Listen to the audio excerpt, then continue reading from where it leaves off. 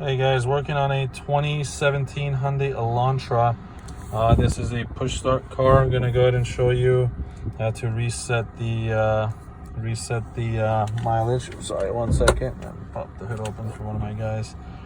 So you can go to toggle through that. You're gonna be using the buttons here. This will toggle through the pages. This will be your up and down, and you click down to select something. So we're gonna toggle through. We're gonna get to you see that top going over there. Go ahead and go to that gear, and then you're gonna scroll down just to show you the options. You get to service interval. Click down on the OK.